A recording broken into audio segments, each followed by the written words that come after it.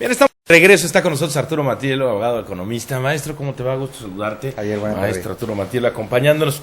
Bueno, el presidente Arturo ha puesto sobre la mesa el tema de invertir recursos de las Afores, un asunto que de entrada a muchos les hace mucho ruido porque en algunas otras partes se llegó a perder el dinero de las Afores y luego no hubo oportunidad Argentina de reintegrar, particularmente Argentina. En Chile no pasó eso, ¿no? No, en Chile no sucedió eso. En Chile no sucedió eso.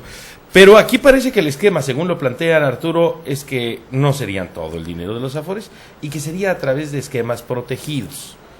¿Cuál es realmente este asunto y si los trabajadores deben de preocuparse o no de su inversión en Afores? Sí, de entrada, bueno, el trabajador al momento de firmar su contrato de trabajo queda registrado para el ahorro para el retiro y las Afores son administradas por las IEFORES, que son las que colocan el dinero en diferentes partes. Las sociedades de inversión. Las sociedades de inversión, efectivamente, de las Afores. Desde luego no es todo el dinero de los trabajadores. Es únicamente una porción y va conforme a la edad. Entre más edad, más cerca el retiro, no se toca ese dinero. Se toca el dinero de los que apenas están ingresando, apenas están entrando. Entonces, esa generación de dinero sí se utiliza para bursatilizarlo. Creo que no es mala la idea porque el gobierno ya no tiene dinero. La iniciativa privada, con esta depresión económica, también se ha quedado con muy poco dinero. Entonces, la única alternativa que queda pues es el dinero del ahorro para colocarlo en, básicamente, infraestructura, que es el gasto de inversión que se requiere. Claro. Estamos hablando de carreteras o... Carreteras, presas, puertos, aeropuertos. Ahora, en cuestiones que le puedan regresar dinero a ese dinero que se invirtió. Ese es el secreto del asunto. Tiene que invertirse en inversiones seguras, por llamarlo de alguna forma. Sí. Garantizadas, son supercarreteras, autopistas, pues hay que asegurarse que sean rutas altamente transitadas para que haya foro vehicular, para evitar caer en un esquema de pérdidas como ya sucedió con el rescate carretero. Pero que no fue así como... No fue propiamente así, pero si es en aeropuertos, también que sean aeropuertos de destinos con alto tránsito. Porque planteaba el presidente o algunos de sus asesores que el regreso de la inversión ha sido comprobado en este tipo de instrumentos. Sí, por supuesto. Sí, desde luego. Además, aquí hay que jugar mucho con los plazos. El largo plazo estamos hablando de 10 años, no menos. En 10 años el inversionista no solo ve regresar la inversión, sino ve una utilidad amplia y suficiente. Quizá el momento no sea muy oportuno y por eso está levantando tanto ruido en función de la reciente caída que tuvimos en los mercados financieros y la probable caída que vendrá en los próximos meses quizá, pero una vez que toquemos fondo hacia marzo del año que entra o julio del año que entra, habrá una recuperación sostenida, ¿no? Entonces, a lo mejor el momento es un poco no propicio, no digo que no oportuno, es oportuno porque en este momento hay que invertir. Claro. No es propicio en función de este movimiento bursátil. Pero a lo mejor no se tendría una recuperación de aquí a marzo. No, por supuesto, desde luego. Pero estamos hablando de un plazo a 10 años. Hay que pensarla a 10 años. Entonces, a final de cuentas, inversión de largo plazo, sí, desde luego, sí. Ese retorno de la inversión, ese además ingreso que se tendría, ¿para quién es? El retorno de la inversión es para el inversionista. ¿Para el trabajador? Para el trabajador. Al trabajador le llegan sus reportes de ahorro para el retiro y bueno, hace unos meses le llegaban en minusvalía, en estos meses le están llegando ya con plusvalía porque parte del dinero fue a dar también al mercado mexicano de valores, ahí ya empiezan a tener plusvalía y en el momento en el que se coloque este dinero, se bursatilice, vamos a tener entonces un esquema de rendimiento en donde le va a aparecer al trabajador al principio quizá una minusvalía, porque además hay que contar con las comisiones que cobran todos los agentes colocadores, lo que cobra el Instituto Mexicano del Mercado de Valores, lo que cobra la misma Bolsa Mexicana de Valores, pues entonces ahí hay un costo, ¿no?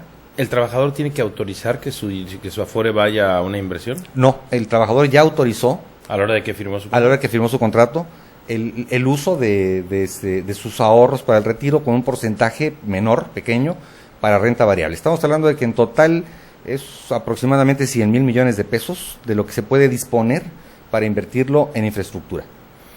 Es el monto global, para ponerle números. Ahora, esta es una forma de bursatilizar, que no es la misma que se utilizó en el estado de Veracruz. No, desde luego, es completamente diferente. Sí, en el estado de Veracruz lo que se hizo fue en base a un dinero de participación federal, emitir y colocar papel comercial, por llamarlo de alguna forma, dentro del mercado de valores a los inversionistas. Y se les paga un rendimiento por ese papel. La colocación, tasa intermediaria de interés bancario más 2-3 puntos. Y entonces esa fue la forma que se ocupó. En este caso es una inversión directa a infraestructura. El trabajador se convierte en accionista de la República Mexicana, por llamarlo de alguna forma, ¿no? En socio de México. No conviene ser socio de México.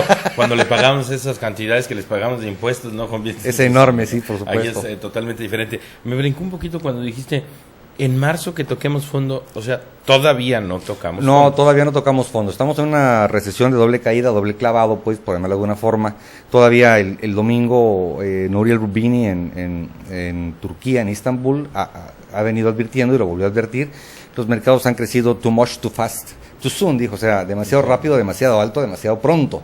Entonces tendrá que haber una corrección, es forzosa. El mismo miércoles también, de la semana pasada, el expresidente de la Reserva Federal Norteamericana, Alan Greenspan, salió a decir exactamente lo mismo. O sea, todos estamos insistiendo.